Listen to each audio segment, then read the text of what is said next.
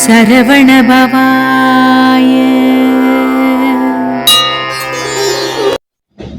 ஓம் முருகா சரணம். வாழ்க வளமுடன். வெற்றிவேல் முருகனுக்கு அரோகரா. இன்றைய நாள் இனிய நாளாக அமைய எல்லாம் வல்ல அப்பன் முருகனின் அருள் அனைவருக்கும் கிடைக்கப் பெறுக. நாம் வாழும் வாழ்க்கையில் ஒருவர் நிராகரிப்புகளின் மூலம் யாரையும் நிர்மூலமாக்கி விட முடியாது. ஏனென்றால் உண்மையில் நிராகரிப்புக்கு பின்தான் ஒருவருடைய விஸ்வரூபமே வெளிப்பட தொடங்குகின்றது.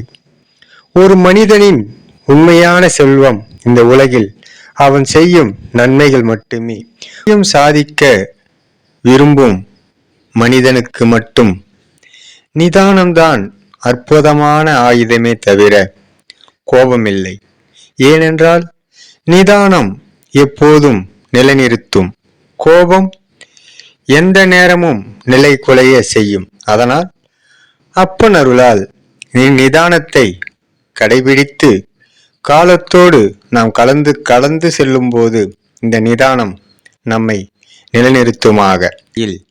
இயற்கையின் விதி மனிதர்களுக்கு சொல்லுவது எப்பொழுதும் மகிழ்ச்சியாக இருங்கள், எப்பொழுதும் நம்பிக்கையாக இருங்கள், எப்பொழுதும் வெற்றிக்கு வழிகாணுங்கள் என்பதே இயற்கையின் விதியாக சொல்கின்றது. அன்பின் விதைகளை நாம் நடவு செய்ய வேண்டும். இவை அனைத்தும் நம்மிடத்தில் ஏராளமாக மிக விரைவில் திரும்பி வரும் என்பதே இயற்கை மனிதனுக்கு சொல்லும் விதியாக அப்பன் முருகன் அருளால் பதிவு செய்கின்றேன். வறுமையில் கிடைக்கும் அனுபவம் வசதியில் கிடைக்காது. ஏனென்றால் கடவுள் படைத்த இந்த உலகில் மனிதர்கள் நாம் வாழ்கின்றோம். ஆனால் மனிதர்களாகிய நாம் வாழும் இந்த உலகில் கடவுளை தேடி நாம் அலைகின்றோம். இதுதான் நாம் வாழும் வாழ்க்கை. நாம் சம்பாதிக்கும் பணம் கூட சில இடங்களில் மட்டுமே தேவைப்படுகிறது. ஆனால் நாம் பொறுமையும் நமது நாவடக்கமும் இருந்தால் எல்லா இடங்களிலும் அது முக்கியமாக தேவைப்படும் ஒன்றாகும்.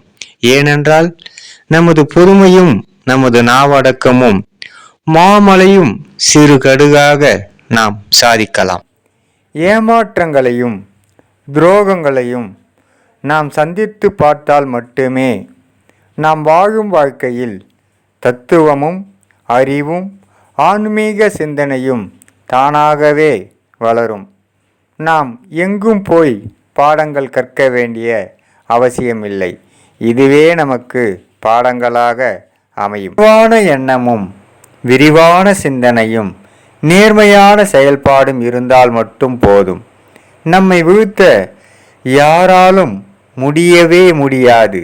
அப்பன் முருகன் அருளால் தைரியமாக நாம் வாழும் வாழ்க்கையை வாழலாம்.